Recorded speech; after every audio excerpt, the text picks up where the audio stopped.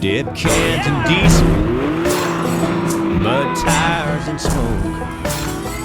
Long line of 4x4s bumping down an old back road. Granger cold ones high, it's a redneck invasion. Yeah, you're rocking with that Yee Nation. My first entertainment tour in Iraq was in 2007. Oh, no kidding. And it was originally booked for April 2007.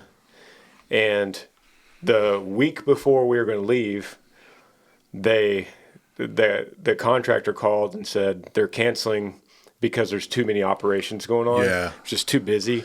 Yeah, that was during the surge. Yeah, exactly. Yeah. That was a surge. And so they rescheduled us for August.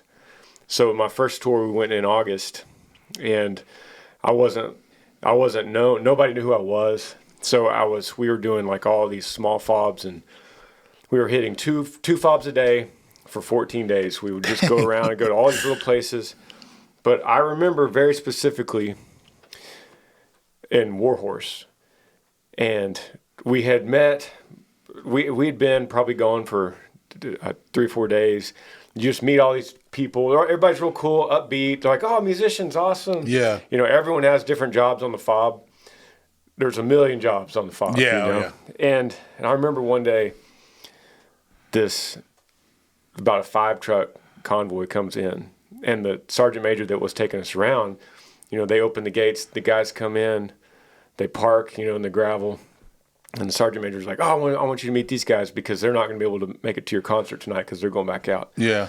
And these dudes come rolling out of the truck, just covered in dirt and sweat. So good old boys right nobody there. Nobody was smiling. Yeah. They're just like, just stoic. And they come walking out, and then sergeant major's like, oh, I want you to, you know, sergeant major's always, hey, I want you to meet, here's the band. The band's playing tonight. You know, come meet these guys. And so it was the first time that I met guys that weren't like, oh man, just in the fob. Yeah. they were like, it's been a busy day. Yeah. And then I knew right then, because I was learning everything. I knew then there's different kinds of deployments. Oh, dude. Yeah, those are your grunts right there. There's different kinds. You know what I mean? Yeah. And I don't mean this in any disrespect to anybody that has served or that's currently serving. This is no disrespect at all. But I learned right then that there's guys that men and women that will go overseas and they take out the trash for a living. Yeah. You know, nothing wrong. Like I said, no disrespect. No. But there are others. You're one of the others. You know, man, before I joined, you know, obviously in high school, I had buddies that I already gone, right? So in 2001, I was a sophomore when 9/11 went down, and I had buddies that I played football with that were seniors, and a bunch of them were like, we're going. And I'm like, all right, cool. So they had already done a couple of deployments when they came back, and I talked to them. I was like, dude, I want to go. Like, I want to join. I want to go. What do you think I should do? And without skipping a heartbeat, all 4 of them were like, you got to be 11 Bravo. You got to be an infantry guy. And I go, okay. He goes, you'll thank us later. And I was like, cool, because you still thanking them later? Hell yeah. Oh, for sure. Yeah. I mean, listen, man, again, without no disrespect, right? I wanted to go and fight, you know, and I had an understanding that you can join the Army and be in the band. Now that there's nothing wrong with being in the band, but I wasn't going to join to be the band and play music and not go fight. Yeah. You know what I mean? Or I wasn't going to join and be a cook and feed guys, like which we need those guys. I was going to say, it's important to say in this conversation so that no one starts getting their feelings hurt. Yeah, for sure. Dude, We need the cooks over We there. do. We need We the do. mechanics fixing the generators. It makes the wheel go round, right? Yes. Everybody does. Everybody contributes, Yes. and that's what makes the machine go. And everybody's job is important. I just wanted to be in the front lines, and I wanted to look them in the eyes, and I wanted them to be me was the last thing they ever saw before it was all said and done. So like I wanted to go fight. So that's why I chose that job. Yeah, dude. Respect. I looked it up. I looked up the day of the week, and it was a Monday, May the 14th, 2017. It was a Monday. Yeah. And anytime I hear a story like yours, my brain always goes to 2020 or 2007. 2007. I don't know why I said that. I won Sorry. 3 years ago. Sorry. Or wait, shit, I can't even do math right now. Yeah, So sure. My mind always goes to, what was I doing? Yeah. And so I know that my little entertainment deployment was canceled, so I was probably out playing a nobody in a bar type concert, But Yeah. And you were having the day of your life, and I know you've told it 1,000 times, Yeah. but I don't think we can go really much farther in this story without you telling what happened on May the 14th, if you don't mind. Yeah, no, not at all, not at all. Yeah, so May 14th, 2007, it was just like any other day, right? I mean, we went out, it was early in the morning, we went on our patrol, and we had 3 other platoons, so we all alternated times during the month. So some guys would start at night, some guys would leave those guys, and then in the morning we would go out. So that was our turn. Our turn was to go out early as possible in the morning. So, I woke up, inspected my truck, and I was a 50 cal gunner. So I went out and make sure that the head space and timing was done on my 50, make sure that we had enough water, all the little things. It's kind of like when you wake up, you make your coffee, you grab your keys and your phone, and you're like, all right, I'm rolling out. Same thing. And, man, it was crazy, right? Because I can look back at it now, and it was one of those things where I had a routine. So I would check everything, make sure we had gas, everything. Guns was good to go. And then before we rolled out, I used to say a quick prayer. And then, we go out the window. I'm like, all right, cool. I'm at the doors. And I'm like, I'm good. But for some reason that day, we were running behind a little. There was a lot of chaos going on, and I forgot to do a couple things. And saying a prayer was one of them. And so we roll out. We were a 5-vehicle convoy, and that was the 3rd vehicle in the row. And we started rolling out. Can you tell me what fob were you leaving? We were in a fob called Apache. Fob Apache. Yeah, we were in Adamia, Iraq, which was the last place. Yeah, I went through Apache. Did you really? Yeah. Oh, no shit. Yeah. Yeah, it's such a small little fob. I mean, there was about 191 of us that lived there. Yeah. That was it. But that was the last place that Saddam Hussein had been seen before he went into hiding. So we took over the whole palace, and we lived in a little small house, which is crazy. It was like a 3-story home where all of us lived in, and it was body here, body there, cot here. I mean, it was crazy. That's what we call home. So, yeah, we roll out a fob Apache, and, it's like 7 in the morning, and the last vehicle gets hit with an IED, but it was a small one. It was, meant to catch our attention, and goes off, and nothing happened to the vehicle. The only thing that happened was the spare tire got blown out.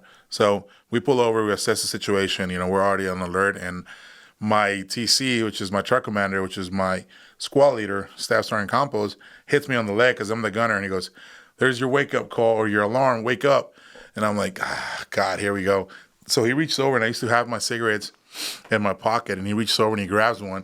And he goes, "You're getting text today." So he steals a cigarette. I was like, "Dude, what the hell, man? Like, I'm running low. We're in the middle of nowhere. We hardly get any. And you're taking one of mine." So he does. And, we wake up. I put one in my mouth, too. And then, it comes over the radio. "We're good to go. We're good to go." Just push. It's the spare tire. We're like, all right, cool. So we roll out. And as we're driving, the first 2 vehicles start getting engaged from the left-hand side. So they start getting shot at.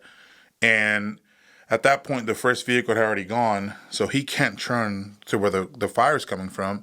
So the second truck follows it so that we don't have a truck by itself going. So anyway, so they go to the next street, they push and they turn, and my vehicle turns straight to where the oncoming fire was coming from. So as soon as that happens, man, I can just hear things zipping through and hitting the truck. And at that point, all your training kicks in, and you're like, "Oh, baby, here we go." And do you get excited? Oh yeah. Okay. Oh yeah. It's like it's an adrenaline that you would never ever experience ever in your life again. And I've done almost anything. I mean, I've done skydiving. I've gone in a trophy truck with BJ Baldwin, and we've jumped and gone as fast as you can go.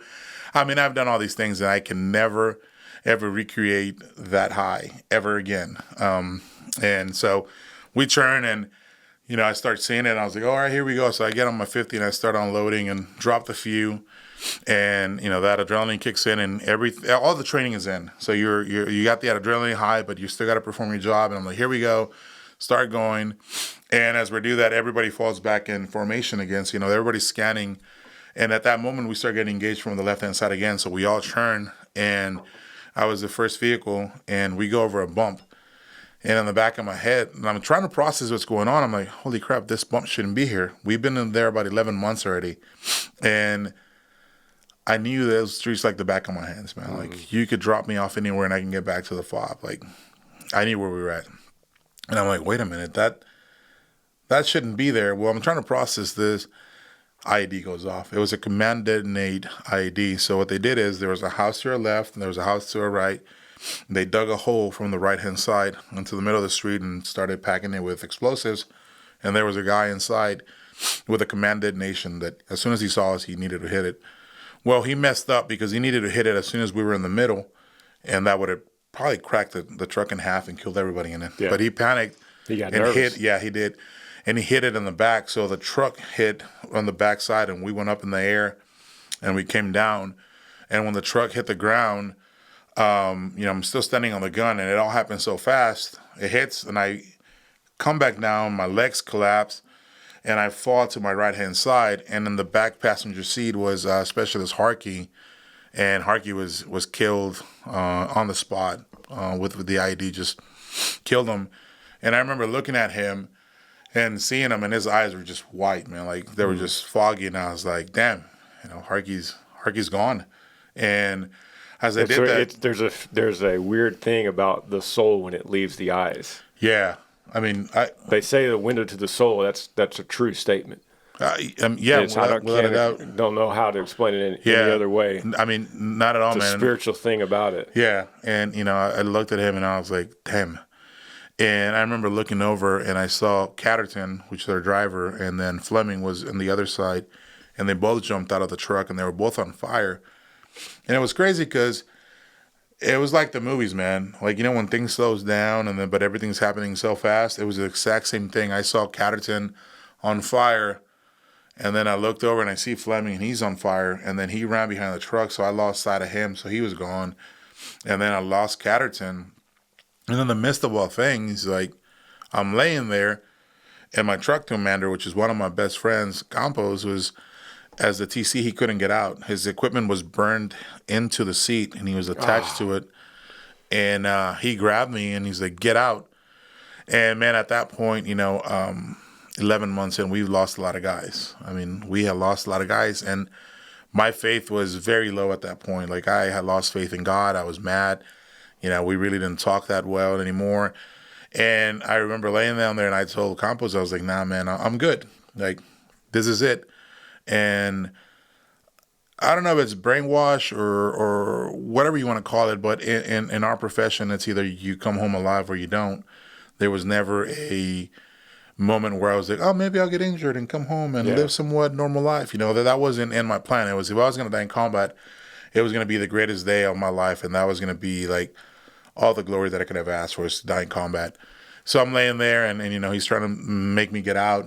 And I remember, at that point, I started talking to God, and I was like, hey, listen, sorry, if I lost faith or questioned you, just ask for a favor, take care of my mom, take care of my dad, and take care of my siblings. Like, look out for them, and just look out after my mom, because I know she's going to take it the hardest, and, she's got to bear with this for the rest of her life.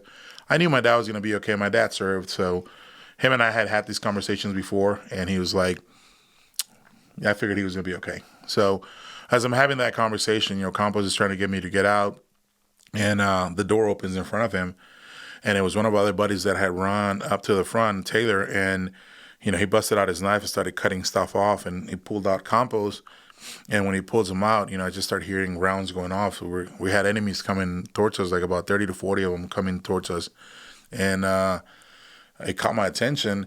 But at the same time, man, it was one of those things where, like, as I was laying there on fire, dying, I remember this little voice in my head that said, "Not today, get up." And then I just felt this energy inside of me, man. Like, till today, I still credit God 100% because I felt it, like, and I truly, like, I can honestly tell you that I heard that little voice that said, "Get up, not today." And I got up and manned my 50 cal and I started shooting.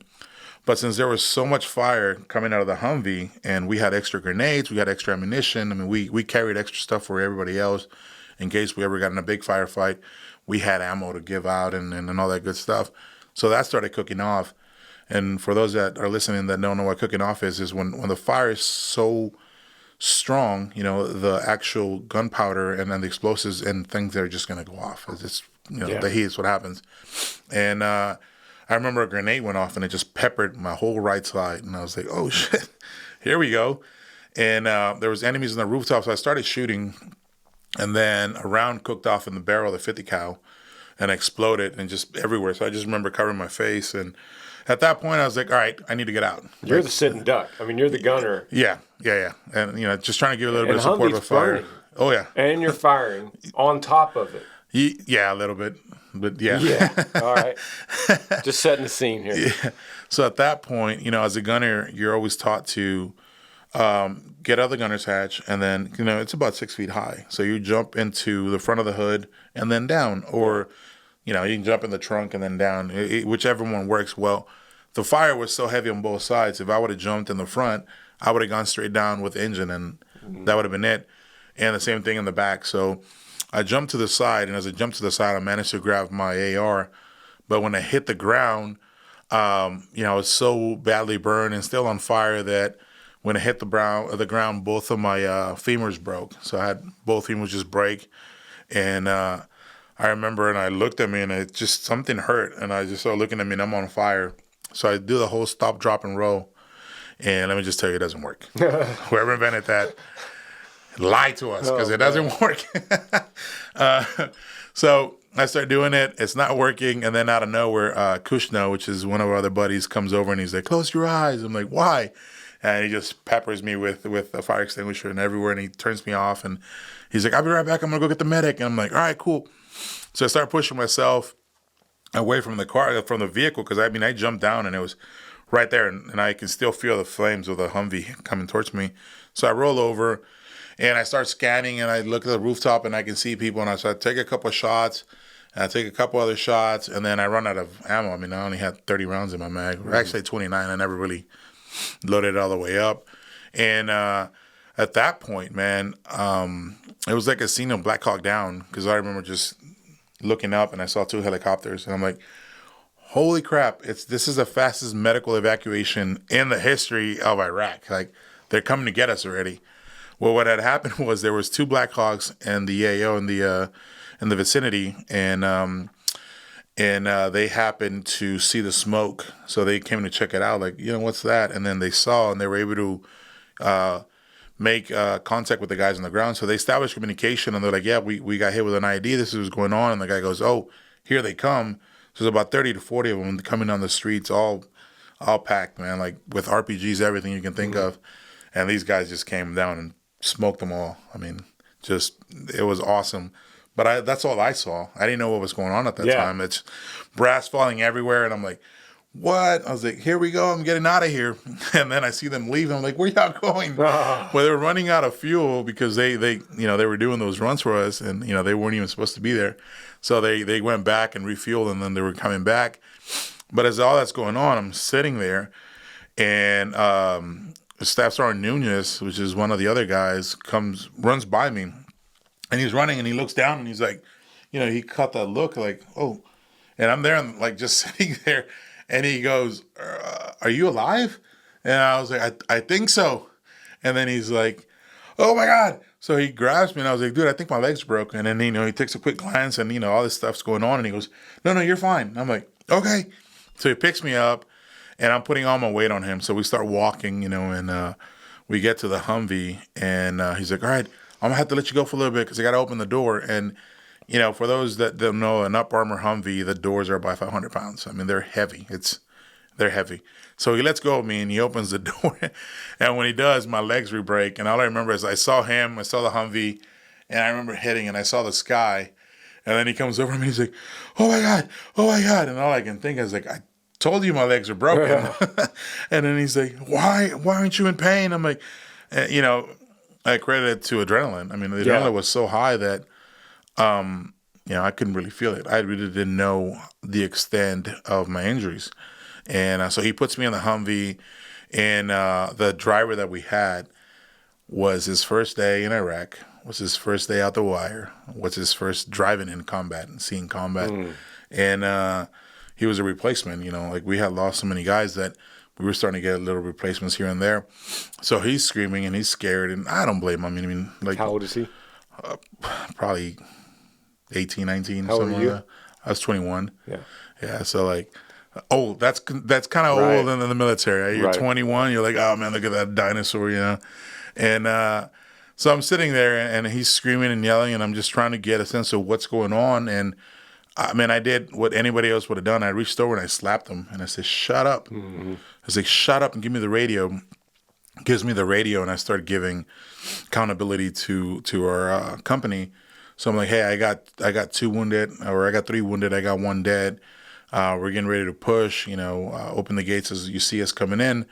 And as I'm doing that, my medic jumps in, and he starts working on me, and he's, you know, patching me up or assessing the situation, I guess. And I look over, and I'm like, "Doc, I'm thirsty. Give me some water." And he's like, "I can't give you any water right now, man. Let me look at you real quick, you know." And I'm like, "Dude, I'm thirsty, bro. Give me some water." And we went back and forward, and I was like, "Dude, I outrank you, man. Just give me some water." And he does, and I remember taking a quick sip, and it was like the best thing ever. Like, you know, whenever you're like either hungover or something, or you're very thirsty after a workout, and you just take a cold sip of water, and it's the best invention that, you know, we have. That's what that felt like. I was like, oh my God, like water is life. Like I was like, and then followed by the biggest mistake I could have done in my life. I poured some water on my face because I was, you know, hot. And all the chemicals and everything and the dirt and everything in Iraq just went into my eyes, and I went blind. I could not see. And right then and there, I realized that there was 2 things that we could do. I could panic, scream, or, you know, just not be effective anymore, or I can help us get back, because at that same time, I heard over the radio, we're good to go, first truck, push up. And I was there in the first truck. And I asked the driver, what position are we in the convoy? He goes, we're up front. And he's like, I don't know how to get back. And I was like, I'll take you back. And at that point, I was like, okay, I need to man up. I need to get this guy back. And so we get it. We get the green to go, which is pretty much everybody saying they're ready to go. And we start pushing. And all I can remember is like, all right, where we're at. And then I was like, all right, you see that pink house up there coming up in the corner? He goes, yep. I said, take that left. And he goes, got it. So he takes that left, and we start going down the road. And for some reason, and I still remember it today, like vividly, these people had a giant bell from like a church or something in front of their house. For some reason, I don't know why, but it was there. And I was like, you see the giant bell in the front yard? He goes, yep. I said, take that right. You're going to go straight down, and you should see a house, or you should see the fob about 300 yards away. And he goes, I see it. I said, tell me when we're about 100 yards away. He goes, we're 100 yards away. So I call up the company. I was like, open the gates. We're coming in. We roll in on the first vehicle. Everybody else rolls in. They close them. And I knew that we had 3 medics on our fob, and there was 4 of us that were wounded. So they come and open the door, and I just close the door. I'm like, nope. I was like, go get the other guys. They're worse than I am. And they're looking at me like, you're burned naked, and there's still fumes coming out of you. Like, no, we got to get you out. And I was like, nope, we only got 3 medics. I got lucky that we were in the same fob next to us. There was a special forces group that had just moved in. So their medic came over to help. And he's like, I'm here. We got you. And I was like, okay. So as I open the door, my buddy comes to grab me. And when he grabs me to pull me out, all my skin just came off into his hands. And he's just like, and I can remember seeing his face, like he was in shock, like, what the hell? So they finally get me out. And they put me in a stretcher, and they bring me into the aid station. And I remember laying there, and I looked over, and I see Catterton coming in. And I was like, we're going home, brother. And he just looked at me. He goes like, yeah, man. Yeah. I was like, I'll see you shortly. And he's like, okay. And same thing to Fleming. Fleming came in, and I was like, love you, bro. I was like, we're going home. And he's like, yeah. So they took him in, and then Campos came in, and I was like, trying to reach over to touch him and just tell him that it was okay. And I was like, love you, dude. And he just like looked at me, and he wasn't responsive. He wasn't really talking, but he was just like, saying yes. I was like, we're going home. And he's like, okay. So they get us somewhat prepped. And then at that same time, a helicopters came in to pick us up, to take us to the green zone so we can start having surgery, so we can, they can get us stable and whatnot. So from that point, they can ship us to Germany. And, man, I remember, they got us back on the Humvee, and they start taking us down to the LZ, the landing zone. And the choppers come in, and the medic goes, close your eyes. I'm like, why? And the fan goes, the propellers from the chopper are going, and all this dirt goes in my eyes. I was like, again. Again. I'm like, shit. And at this point, I can kind of see already. Like, it was just kind of quick. So I was like, oh, shit. So I'm like closing my eyes again, and they load us up in the chopper. And at this point, it's been almost 11 months. I hadn't seen another female. And the flight medic that was in there was a female. And I smelled her. I was like, oh. I was like, how you doing? And she's looking at me like I'm all jacked up, and she's just like, I'm good. And I was like, what are you doing after this? And she's just like, what the hell? Can't stop the primal instinct. Not at all. Yeah.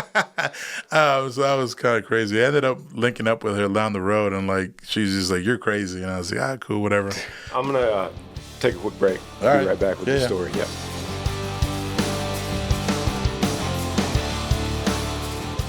All right, so you already have the one of the craziest stories anybody's ever heard in their life, including you, up until this point. So you're getting transported back to the U.S. Well, yeah. So no, from there we went to the green zone, and they kind of prepped us to fly to Germany. And I mean, again, man, this is kind of crazy looking back now, and you can kind of see where God was with us the whole time, because May 14th got hurt. By the 15th-ish at night or midday, we were in Germany, getting ready to be flown to Brooke Army Medical Center, which is the best hospital in the world for burns. So that's where we were coming. And that's in San Antonio. In San Antonio, yeah. And we get to Germany, and the plane that was there that was supposed to bring us back had been waiting on us. We were a little late, but they had other guys on the plane, and these are C-130s, man. The biggest planes you've ever seen. And the inside is a hospital. Like, it's a hospital. And they got like 10 beds in there. And they had like 4 other guys in there that they needed to get out. And they were already in the air like 4 hours into the flight. And there wasn't going to be another flight to probably the next day or something. And, they called up the pilots and like, hey, guys, like these guys are pretty bad. We think 2 of them are not going to make it. Hey, if you guys don't come back, the other 2 are still kind of questionable. And he's like, but it's up to you guys. You guys do whatever you guys want to do. Make the call that you need to make. And those pilots check with the doctors that were on the plane, and they're like, we got these guys stable. They're good to go. Like, we can go back and get them. That plane turns around, comes back, they refuel, and I guess there's like a limit of hours a pilot can fly. Mm-hmm. And they refuel the thing, and they're trying to get the pilots out of the cockpit. And the pilots are like, get off our plane. We got to go. Like, we're going to finish our mission and take these guys back. And they're like going back and forwards. Like, you're wasting time. These guys are going to die. Get off. So those pilots were able to stay on. I mean, God bless them, Like, this is what I mean. Like, we couldn't have been alive if it wasn't for those guys. That's their job. Like, they fly, right? So makes the wheel go around. And we get back up in the air, man, and May 16, I'm rolling through the doors of Brooke Army Medical Center in San Antonio.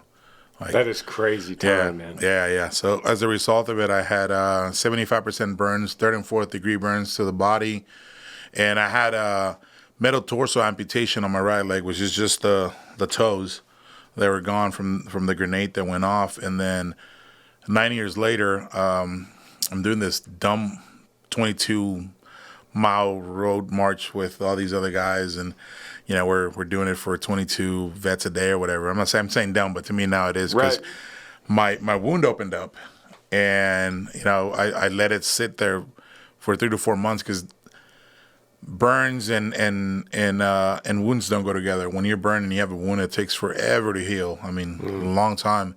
And I gave it like 6 months, and I'm like, man, this thing's not healing up. What the hell? So my fiance now, she's like, you need to go to the hospital. Go get this checked out. I'm like, all right, I'll go. They ended up finding cancer on it, which is a local cancer. It wasn't spreading or anything.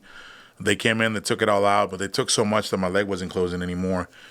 And, you know, at this point, I've got 9 years with it, and you know, it was limb salvage. And I remember talking to Jay, who's Jay's here, and, you know, we had conversations, man, prior to that, like years before. Like, I was like, dude, I just want to cut it off. And he's like, no, keep your leg. Trust me, keep your leg. And I'm like, yeah, you're right. And then it got to that point, and man, I was just like, Jay, like, I'm hurting, bro. Like, this hurts. Like, I can't walk. It's killing me down. He's like, yeah, I think you should cut it now. And I'm like, all right, cool. So we cut it almost 4 years now. 4 years ago, cut it. And I didn't realize that you lost your leg long after the accident. Oh yeah, it was 9 years Not after. accident, Yeah, 9 years. So and then we cut it. And dude, let me back up just for a minute to 2007. You were in a medically induced coma. Yeah, for about 3 months. You kind of just brushed through that like it's. Like, It was a long nap. dude. I mean, you just lost 3 months of your life. Yeah. Did you dream? Did you? You know- wake up and it's It was June, July, August. I mean, what, right? Yeah. It's August. It was crazy, you know, because you know, obviously mom and dad and everybody were in the room talking to me, and my brother and his girlfriend at the time were pregnant with my first niece, you know, my parents' first granddaughter, everything. And she used to come in there, and she used to grab my hand and put it on her stomach and was like, you need to survive, because at that point they had given my parents 30% chance of me living and surviving. And they told them, like, you need to start making funeral arrangements. And they did the same thing to Campos. They amputated both arms, both legs, because he was that severely burned, and they were trying to cut the limbs off that were all severely with infections. And ultimately, you know, his intestines and the insides were so badly burned that, you know, he couldn't even make it.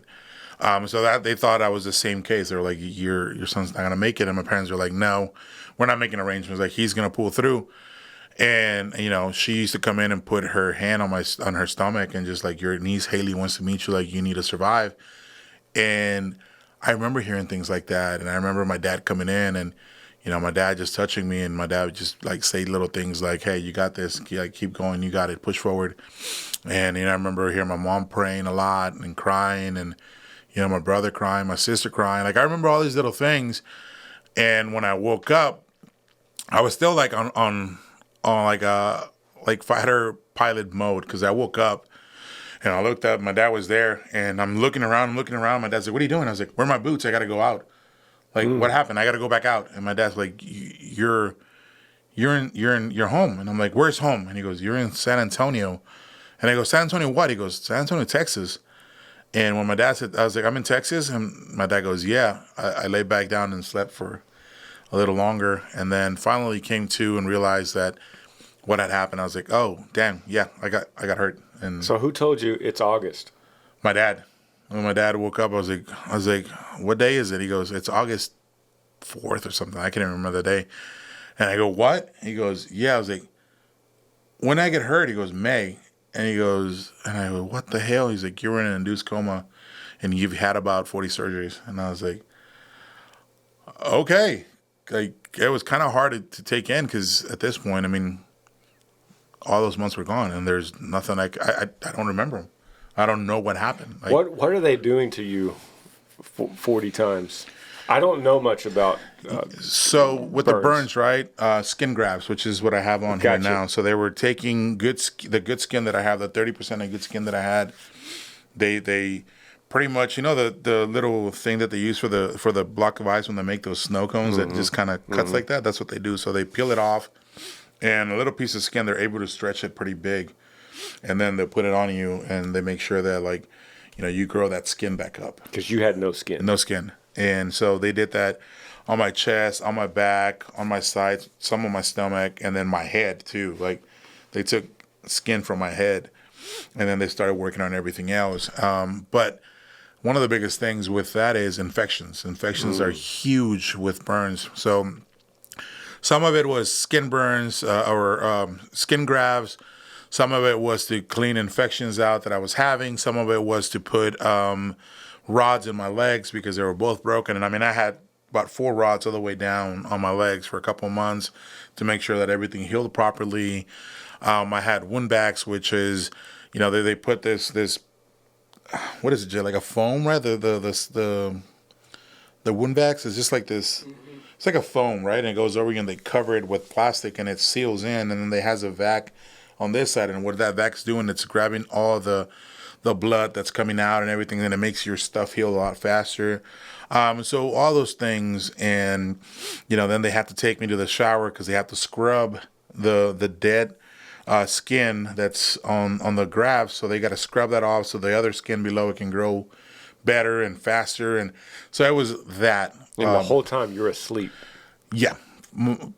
Yeah, for some of it, and then kind of came back, and then then they're doing. And then when I woke up, they were still scrubbing, and that was probably the most excruciating pain that I ever felt was when they would scrub every single part of your body with that, and like the pain was so hard, I just pass out, and I wake up in my room with new bandages and stuff, and I'm like, oh, what happened? We're like, oh, we were taking care of your skin. And I was like, all right, cool. But yeah, that was that for about a whole year that I spent in the hospital. A year. Yeah, close to it. Dude, unbelievable story, and so important for people to hear. People that are wondering, how they're going to move forward with their life from setbacks that humans always end up getting. We always get setbacks of some sort, but yours is big. I mean, sure, you say big, but I think, we're all resilient, right?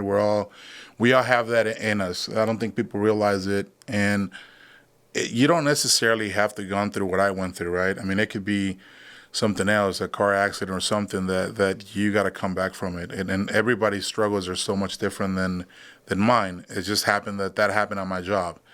Things happen to people every single day at their job or outside of their jobs, and they got to come back from it. So it's no different than anybody else. It's just that was the situation that I was presented, and it's the cards I was dealt, and I had to play them.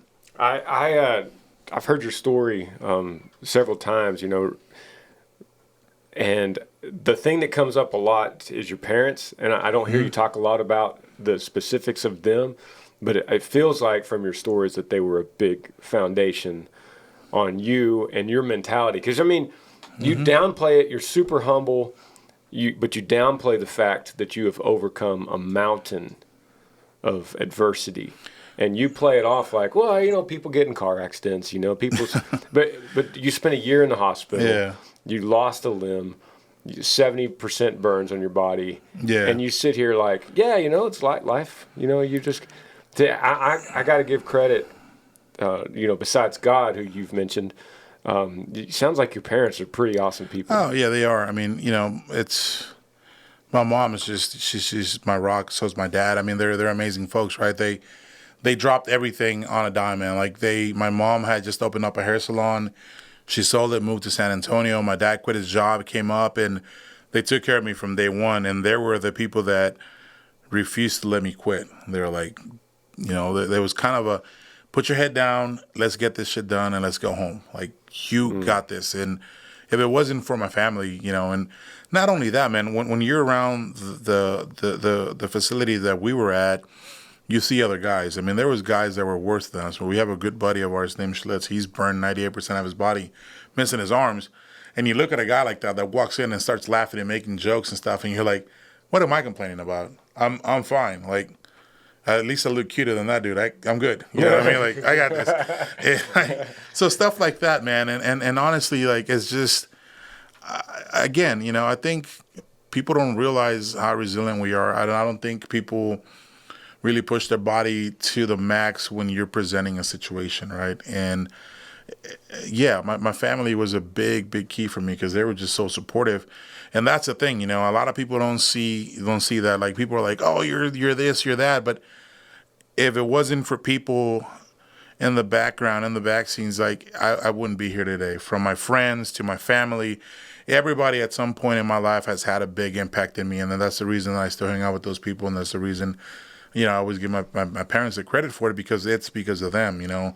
They pushed me, they did all that, and I'm lucky enough to have friends that when I'm messing up, they'll call me out like, "Hey, dude, you're not doing what you need to do, or you messed up here, or you did this wrong." And we're all humans; we all mess up, right? It's going to be one of those things. We're not perfect, and I'm blessed enough to have those people in my corner that call me out when I'm doing something wrong, or when I need to do better, or I need to push forward, or I need to do. You mean more instead with of my feeling life. sorry for you? Exactly. Yeah. Gotcha. So it is not just me. There is a lot of people that people don't see on my social media that have a big part in my life and the reason I am who I am today. So it's not just me. You say it like it's so easy, but you have to put out into the world, everyone around me don't feel sorry for me. Yeah. But then the bigger thing is you. I can imagine at the end of your year-long hospital stay, and in and out surgeries, at some point you had to say, okay, what's next in my life? Yeah. What's next for Omar in my life? Like, what's my purpose now? Because you said God called you out in the Humvee and said, not today. Yeah. So then you have to ask the question, why? Okay, I followed you this far. I listened to your voice. I got up. I've been through a lot of pain. So now what? Why? Do you ask yourself that? I did a long time ago, right? It's the questioning of why, right? And, I think we all struggle with it, right? It's why am I here? Why did she let me endure through all that and still go through what we go every day, right? I mean, I'm not done. I still have surgeries. I still have openings on my legs, and I can't do this and I can't do that, and it's frustrating at points, and you're just like, why? Yeah. And then things happen like I meet kids that are severely burned, and I get to hang out with them, and I get to show them to do things that I'm doing that they can do. Yeah. And it inspired me, man. Like, I met a kid, and I looked at him, and I stepped back, and I was like, what are you complaining about? You grew up an All-American. You play sports. You did all these crazy things. You dated the cheerleaders. You dated this. You did all these crazy things. You joined the military. You had an awesome life before you got hurt. This kid doesn't. And let's not sugarcoat it. Kids are mean at school. And he was getting picked on by other kids because he was burned. Something that he had no control over. So I was like, if I can mentor that kid and tell him that I'm here, and he can call me anytime he wants, because let's be honest, you're not going to tell your parents every single day that you're getting bullied. You're getting this because they're going to come to school and embarrass you. But here's a guy that's burned. Here's a guy that knows what I'm going through. Here's a guy that experiences the same pain. Let me talk to him and tell him how I feel and what can I do. So that was one of the biggest things, man. It was like, huge, man. Oh, wow. Like, okay, I get it. And then after that, met more burn kids, and I got involved with that and started doing stuff with nonprofits. And then I started doing motivational speaking, and I started seeing everything correlating, right? I was like, okay, cool. This is because of that, and this happened because of that. And all things kind of started coming together, and then met all the right people. And it's just like, it all started making sense. I was like, okay, I see what your plan is. And at that point, you don't question it, you just go with it. So you could rewind back to that day when he said, not today. Yep. And you go, okay, I'm starting. Yeah. I don't know it all yet, but I'm starting to see. Oh, yeah, for sure. And it took a while, right? I mean, it wasn't right off the bat. It wasn't like a year after. I was like, oh, I'm doing all these crazy things now. Like, oh, no, it was probably 6-7 years down the road after where everything started revealing itself. And I was like, okay, that's cool. And okay, that's pretty cool. And I was able to do all those things because of social media. People reached out and like, you should like me. Yeah, exactly. Yeah, like people like, and that's how I found a lot of these kids, man. It was people were sending me their articles and stuff, and like, reach out to these people, or people were sending my stuff to their parents, and their parents were reaching out to me, and I was like, yes, let's go. So, you kind of start seeing it now, and then it's just like, I know he's not done. I know there's more. There's something bigger that I need to do that he still has his hand on me. And I don't know what it is, but I mean, who knows? Dude, And I hope that you continue to come on this podcast and update me on that mission that you're talking about. Oh man, of course. Yeah. So I have a lot of times, I don't always have guests on here. When I do, it's somebody very special like you. Thanks, man. But I open it up to questions from listeners. Yeah. So I have an email set up, Granger Smith Podcast @gmail.com, and I collect these emails from people.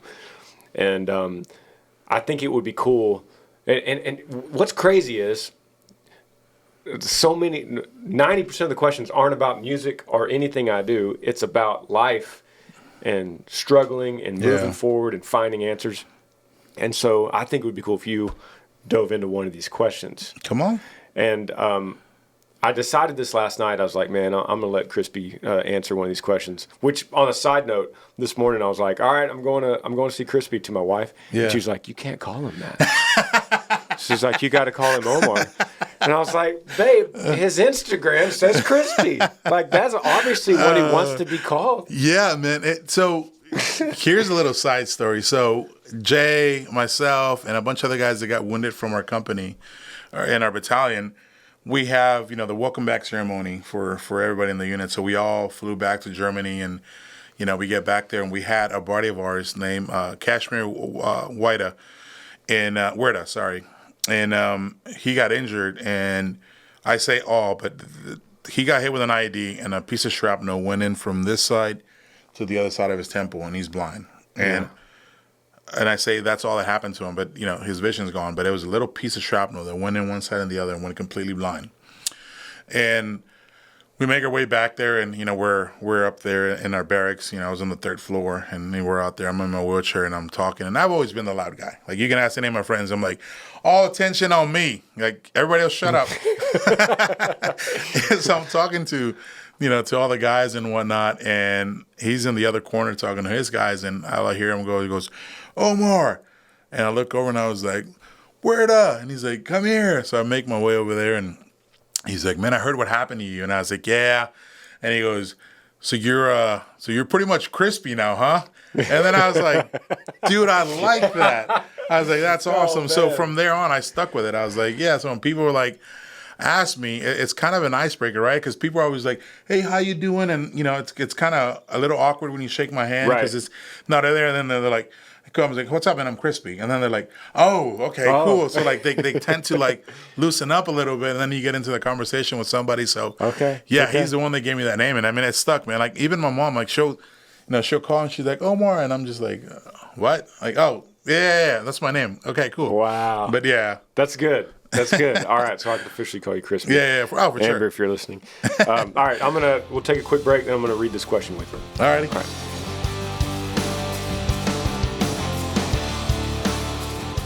All right, so last night I decided I was going to pull out these questions. Like I always read questions, and you're here, and so I wouldn't. But then I was like, man, actually, this actually might work out great. So yeah, I went to I got just a list here. I went to the first one on the list, and it's kind of ironic. So I think it would be perfect for you. Okay. So it's, hey Granger, I'm having a hard time with life right now. Just a little background on what's going on. July of 2019, I injured my back at my old job. This is a re-injury. I have been seen by workers' comp doc, and they were completely useless. I had to sue the company to get medical treatment to get paid for back paid for my time off at work, and I love to work, but I can't work in that field anymore. I was an auto mechanic, and I love taking things apart, finding out what's wrong with it. I've just been sitting around in pain, and my back doctor can't do a damn thing. I've had several surgeries, so it seems like everything is going wrong in my life. When I found you, it seems like there's a light at the end of the tunnel. So my question is, what keeps you going? And that is, Joey, I appreciate you emailing, and this is a perfect question for Crispy. So it might be a little different, right? But what keeps me going are those guys that didn't come back, right? And then it's kind of selfish for me to come home and not keep pushing forward and not continue to live my life to the best that I can, because any given moment, those guys will love to trade spaces with me. They'd be like, you know what? I'll take your injuries. I'll take that life, but I get to hang out with my family and my kids. Yeah, I'm in. cool, I'll trade spots with you right now.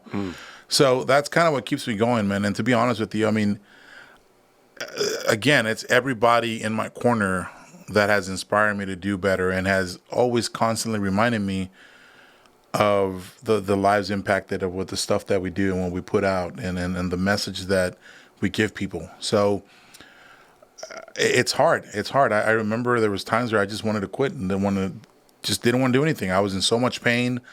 I didn't want to deal with it anymore. And I think we all find ourselves in that place, but there is a light at the end of the tunnel, like Joey said, man. And it's worth it, right? I mean, you got to go through those trials and tribulations before you can really reap the benefits, I guess, of all the hard work that you're going to put in and all the pain and everything that you go through. So my advice to him was just be like, man, keep at it.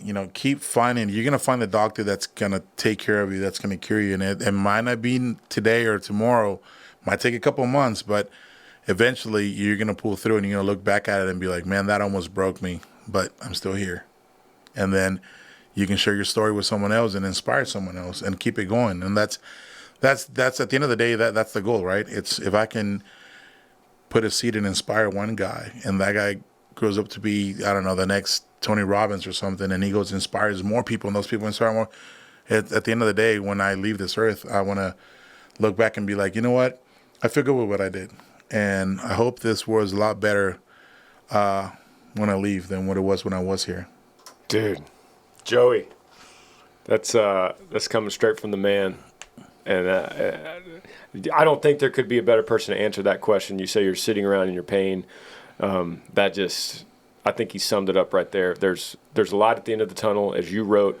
And it's not going to happen tonight. And that's the thing that's probably he's struggling with. It's like, man, I want to work. I want to do my passion. Yep. It's not going to happen tonight.